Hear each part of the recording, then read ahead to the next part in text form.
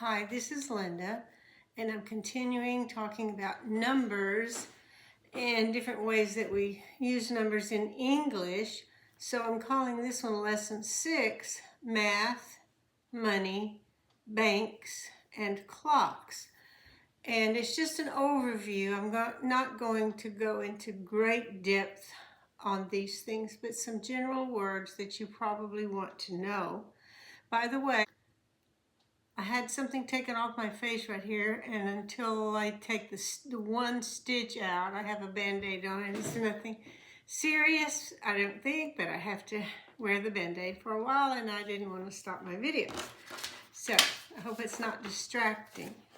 Anyway, let's talk about math first of all. So, when we add, we can say it two ways, with and or plus. We have 1 and 2 are 3. It's a sentence. It uses and as a connector. However, when we use it as a written equation, the equation becomes one thing. So over here, when we say 2 plus 4, this whole thing becomes one equation. The equation 2 plus 4 is 6. Plus is written that way in a formula. 2 plus 4 equals 6 because this is a singular equation. We don't care how many numbers, it's one equation. 2 plus 4 equals 6.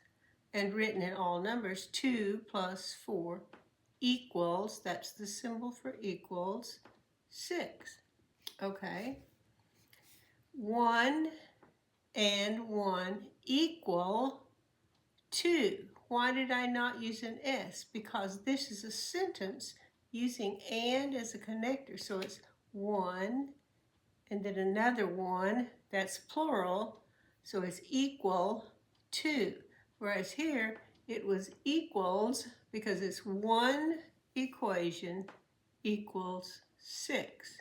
It's a minor thing, but you probably want to know that if you are discussing math for some reason in an English-speaking environment. 2 plus 4 equals 6. There's an S. 2 plus 4, that's the mathematical equation, equals 6. 7 minus 5 is 2. Here's the minus sign. It's just a straight line. 7 minus 5 is 2. And 7 minus 5 equals 2. Or 7 minus 5 equals 2. When you're multiplying, 3 times 3 is 9, or you can say 3 multiplied by 3 is 9, or if you're writing it 3 times 3, or 3 multiplied by 3 is 9. 3 times 3 equals 9. 3 times 3 equals 9. Then for division, 10 divided by 5 is 2. 10, and there's the division sign, divided by 5 is 2. 10 divided by 5 equals 2. Next, I want to talk about coins and money. Right here is a penny. This is a penny. You can tell by the color. It's kind of a brownish copper color. That's a penny. A penny equals 1 cent, and we write it usually this way, 1 cent. And again, you don't have to have that little flag up there, just a straight line is 1 cent. 5 of these pennies, 5 pennies equal, now it's plural, so I'm dropping the S. 5 pennies equal 1 nickel. This is a nickel. A nickel. It's a little bit bigger. If you can see, it's a little bit bigger than a penny. Then we have 10 pennies equal 1 dime, and this is a dime. The thing about a dime is it's smaller than a nickel. Can you tell? It's smaller than a nickel, but it's worth more because a nickel is only 5 and a dime is worth 10. Then we have a quarter, or 25 cents. 25 pennies equal 1 quarter. 25 cents. This is a quarter, and it is bigger than a nickel. We've got the dime is the smallest of the silver ones, then the nickel, and then the quarter. And after that, 50 pennies equal 1/2 dollar. Let me get a good hold of it. 1/2 dollar. 1/2 dollar. It's bigger than a quarter. So if I put the quarter in front of it, you can see it's bigger than a quarter. So we have a penny, 1 cent, a nickel, 5 cents, a dime, 10 cents, a quarter, 25 cents, a $1/2 dollar, 50 cents, and then we have the dollar bill. That's $1 is worth 100 pennies. And if you compare them by size, it's a penny is the color lets you know that it's a penny. But then a 5 nickel is a little bit bigger than a 10 dime. But a 25 cent quarter is bigger than all of these. And then a $1/2 dollar is bigger than all of those. So if you go by size, these are the ones that are silver color. This one you know by color, but these that are silver, nickel, and then a little bit smaller dime, and then bigger quarter, and then much bigger $1/2 dollar. So those are the coins that we use. Also, we use checks. Now here's a check, but I've got some of it covered up because I don't want to give away any information, but this is a check.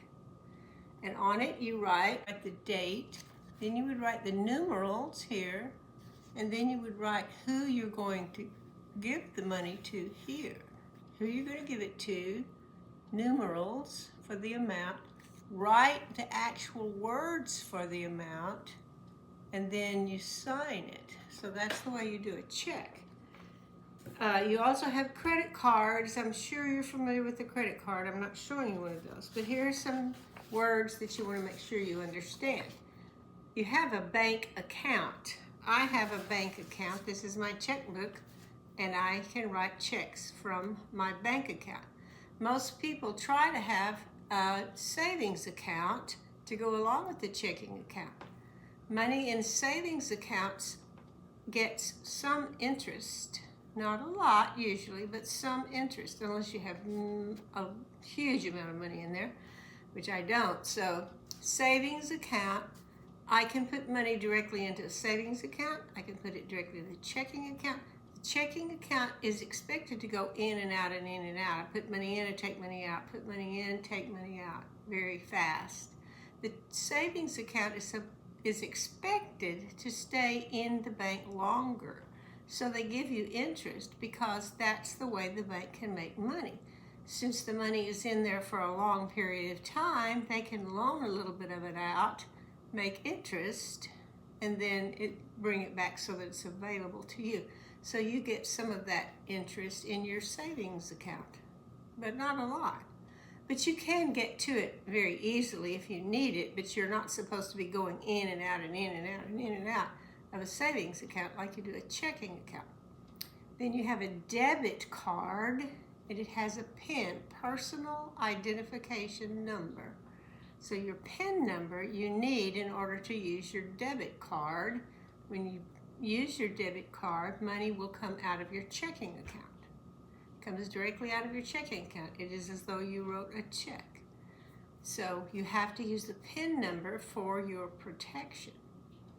And sometimes you have to show an ID, which is something that identifies you, such as your driver's license. It should always be there if you're going to use these in a store somewhere. And you have the credit card, where you can use money that you don't actually have here. You can use the credit card, but if you don't pay it off at the end of the month, you will be charged interest. And the interest can sometimes be very high. So unless you can pay this off very quickly, it's better not to use your credit card. However, if you're going to be able to pay it off at the end of the month every month, then using the credit card is great, because the credit card company will give you cash back. They will give you some money that you can spend, a little bit of money, based on how much you used your credit card. So I use my credit card and pay it off at the end of the month, so I pay no interest, and then I get cash back. If I ever don't pay it off at the end of the month, then I will be charged interest. But if I keep paying it off at the end of the month, I get cash back, and then I can spend that money on something else. So that's a pretty nice situation. Okay, and the other thing I wanted to talk about would be clocks. And you're familiar with the clock. This is a clock that I have in my house that has a picture of my daughter over here, but this is a clock.